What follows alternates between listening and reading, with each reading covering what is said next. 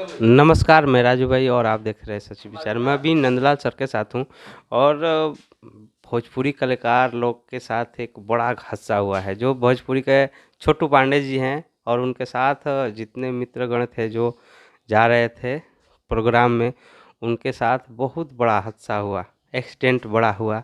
जो उन लोग के साथ हमारे नंदलाल सर बहुत से बार मिले हैं। उन लोग के बारे में, उनका नेचर क्या रहा, उन लोग का थोड़ा जानने का प्रयास करेंगे सर। बहुत बहुत धन्यवाद सच विचार को। जैसा कि हम बता दें कि जो इस तरह का जो बड़ी दुर्घटना हुआ है, इस बड़ी दुर्घटना में ये दुर्भाग्य दुर्घटना कहा जा सकता है। बहुत दुखद।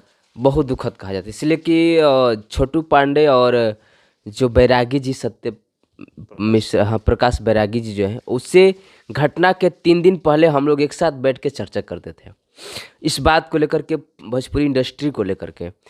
लेकिन एक तरफ जो बात कर लेते हैं कि जो सत्य प्रकाश जो बैरागी जी हैं, वो हमारे करीबी मित्र रहे हैं। और जिस समय वो गाना लिखा करते थे, उस समय हम लोग एल्बम वगैरह का काम करते थे और वीर बहादुर कवि भी हमारे साथ थे उस समय में।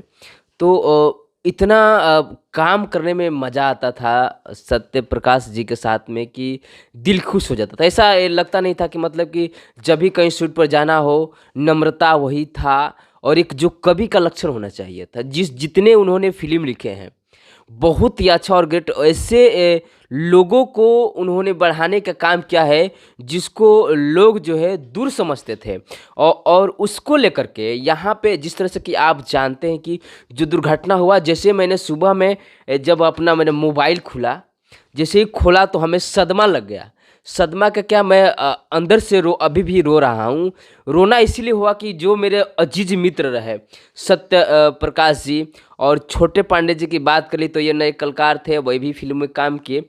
एक बार हम लोग इंटरव्यू के दौरान में एक बातचीत हो रहा था कि जो पहले का भोजपुरी था और आज के भोजपुरी कितना बदल गया है, इस बात को लेकर के। और जो 2 कलाकार, लेडीज कलाकार, जो जिस तरह से जो अच्छा परफॉर्मेंस करनी थी, हाँ, एक हाँ, एक तिवारी। सिमरन जी, और लगातार जिस तरह से उन लोगों का जो कला था, जो स्टेज पर आने के बाद जो जलवा होता था, वो जलवा अब जलवा ही रह गया है। वो चीज़ जो है अब यूट्यूब और फेसबुक पर ही रह गया है। अब लोग कोशिश करेगा उस चीज़ को देखना तो संभव नहीं है। लेकिन हम उन्हें नमन करते हैं, याद करते हैं। अजीज मित्र आप बैरागी जी, हमें वो दिन याद आ रहा है जिस समय कलाकारों की कमी थी और आपने बहुत सारे कलाकार को आगे बढ़ाए। वो दिन याद आ रहा है जिस समय कैसेट में आपके गाना बजा करते थे, जिस समय आप गाना लिखते थे कैसेट में बजा करता था। अब डिजिटल इंडिया हो गया है। वाकई बैरागी जी जो काम आपने शुरू से किया है वो सराहनीय है। और हम विश्वास करते हैं कि भगवान आपके स्थान जो है अपने चरणों में देंगे, क्योंकि आपने जो भी काम किया है वो समाज की भलाई के लिए काम किया है और समाज को आगे बढ़ाने के लिए काम किया है। और एक बात और था पत्रकार साहब, कि जो भी गाना लिखते थे वो गाना एकदम साफ सुथरा आप अपने परिवार के साथ भी सुन सकते हैं। इसमें कुछ ऐसा नहीं था, अश्लीलता तो मैंने था ही नहीं। छोटू पांडे जी की बात कर लेते हैं, वो भी एक ऐसे कलाकार थे, स्टेज पे जाने के बाद जो समाप बांधते थे वो कहा नहीं जा सकता था। जो भीड़ होता था, जब भीड़ आती थी तो भीड़, जब तक उनका प्रोग्राम चलता था तब तक मैंने भीड़ हिलने का नाम नहीं लेती थी। जो लेडीज कलाकार थी, बहुत ही बेस्ट कलाकार थी। तो हमारा जो है इस जगह से, संस्कृति मन से, कला से मेरा लगाव बहुत दिनों से रहा है। अजय, हम लोग एक प्रोफेशन में काम भी किए हैं, बहुत सारे फिल्मों में भी हम लोग, एल्बम में भी काम किए हैं। तो ये चीज़ देखने के लिए मिला कि जो लोग वहाँ नहीं पहुँच पाते हैं, वहाँ कोशिश करने के बाद जो है बैरागी जी इतना मेहनत करके लोगों को आगे लाए।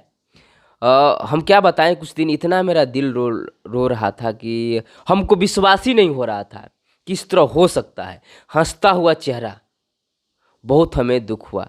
तो फिर से हम नमन करते हैं जब सभी कलाकारों को जो अब इस दुनिया में नहीं रहे हैं। तो ये भोजपुरी के चाहने वाले सभी लोगों का एक दिल पे पत्थर के समान रख के अभी जीने का समय जैसे मिल रहा है अभी। कारण ये है कि ये इतने बेहतर कलाकार, बेहतर सोच वाले, बेहतर गायक, और ऐसे दुर्घटना में उनके साथ ऐसे दर्दनाक दुर्घटना होती है, तो ये कहीं ना कहीं सबके दिल में दर्द सा होता है। लेकिन समय को कोई टाल नहीं सकता। लेकिन उन कलाकारों के लिए नमन है।